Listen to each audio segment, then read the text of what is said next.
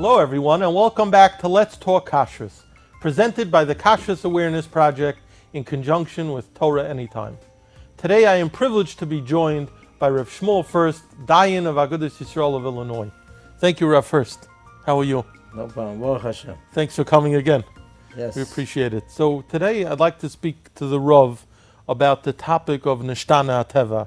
We know that there are certain foods that Chazal tell us one shouldn't eat because of sakana, because of danger.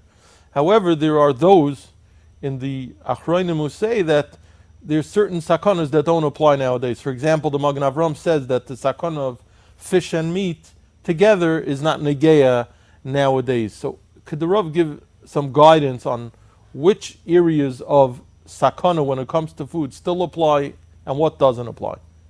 Well, that itself is a machlokes. Where do you say nishtana teva, not nishtana teva?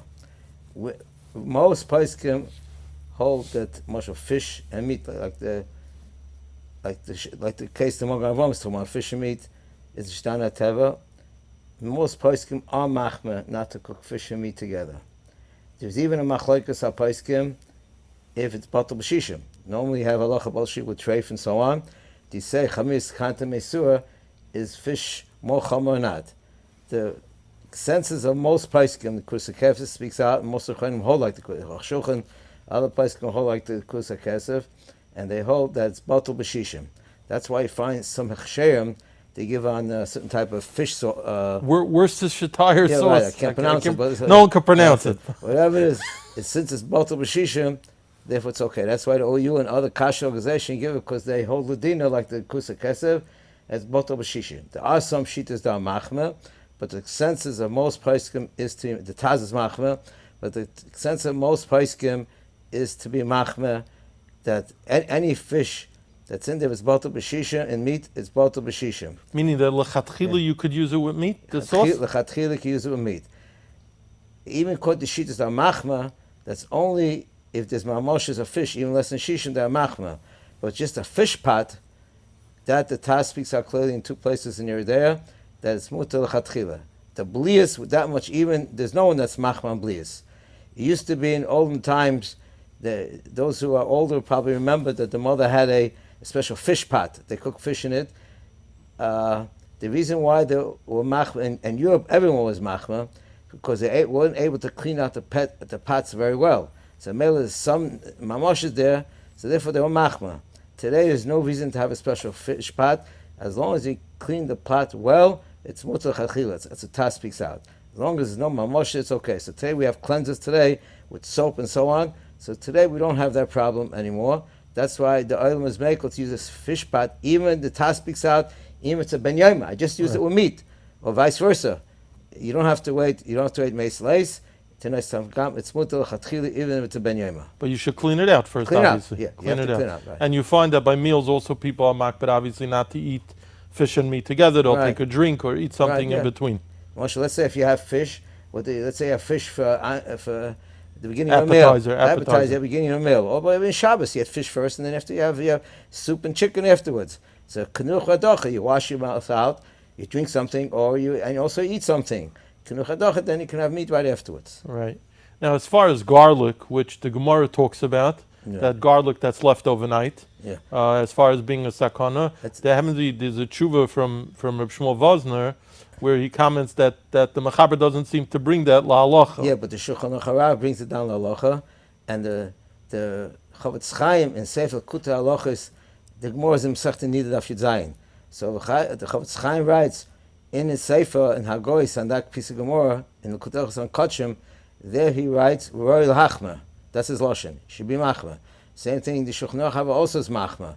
The Maisa we are noig lahachma. However, Ramosha and it seems of Shlomo Zalman Pintin Elich Shlema hold the same thing. That since we don't know the reason of it, therefore ein ba'elech hadushai. So let's say, for instance, the onion. We'll talk about garlic in a second. Onion. If you cut off the head of an onion, leave it overnight, or you have eggs, cooked eggs, and you take off the shells and you leave all the shells off overnight, then you have to throw it out. The Gemara says if you do eat it that way, it's chai ben nafshay. So Moshe held that if you cut the onion in pieces the day before, or you take the eggs and you make egg salad, like Erev Shabbos. Some people make egg salad for Shabbos lunch. Since Ein Bo Chadusha only wants the whole egg without the shell. But Lu Yitzur, it's with the shell. Or Tim Salayim, it's with the shell alone. Without the shell, then overnight you're not allowed to. But if I chop the egg, or I keep the peel on stool, then if you have it overnight, it's no problem. It's only peeled egg. It's only a cooked egg. Same thing, the onion. Onion, I have the whole onion. I just cut off the head. Cut off the head. The head means the part that has the hair on. That's the head. The part that sticks to the ground. Okay. Yeah. So if you cut that off and you leave it overnight, you now eat that onion the next day. However, if you chop the onion up day before, then there's no problem. It's only just Ein to Bo clarify. Chadusha. Just one more thing. Yeah. So Sure. so Ein Bo Chadusha. So it's chopped up. Moshe in the Tshuva in your day Chel Gimel, I think Simon Chav, there he writes that if you do it commercially, it's also okay. Moshe, sometimes you buy onions or eggs, peeled eggs. You buy industrial. You buy peeled eggs and so on. So then he held if it's industrial, and also you don't have to throw it out. That's why the Kashas Ogzesh gives a hashgach on it, because they're Samech Moshe's Tshuva. However, privately, if the egg is chopped up in pieces, or the onion is chopped up in pieces, it's mutar l'chachil to have it overnight. To clarify, as far as onions, eggs, and garlic that are chopped up. Garlic, let's say garlic powder, it's chopped up, so it's garlic no problem. powder is not a problem. No problem. Is that only because it's a different form, or even if it's in the original garlic, doesn't egg, or onion, doesn't make a difference? As long difference? as it's cut up, and that's it. Does it have to be mixed with other foods? No. No. And let's say an egg. I don't know where they get to say. Some forums say that if you have a peeled egg and you put some salt on it or some garlic on it, it doesn't say it anywhere. That is no marker for that. At least I never saw a marker for that. The only I saw in Shmir's Gofen Nefesh brings it down, but we don't consider it as, I don't know where exactly the marker is from, but I know clearly this is what your Moshe held. If it's chopped up, then there's no problem. If people keep a small piece of the shell connected to the egg also, or something. Some people bring it down, but that's not what the Gemara says. The Gemara says it's peeled.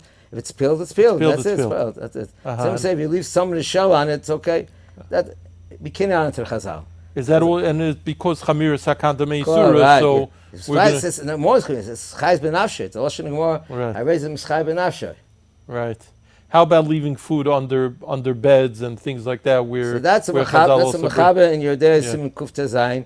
If you leave it under a bed, you should not leave it on the bed. What happens with the Eved? So Kivega brings down here in Kufta Zayin in your day. He brings down the Shvus Yankov that says b'diavad it's okay, but in the Pesach Tshuva brings down the Biagrod that's very machma, that you should not eat it.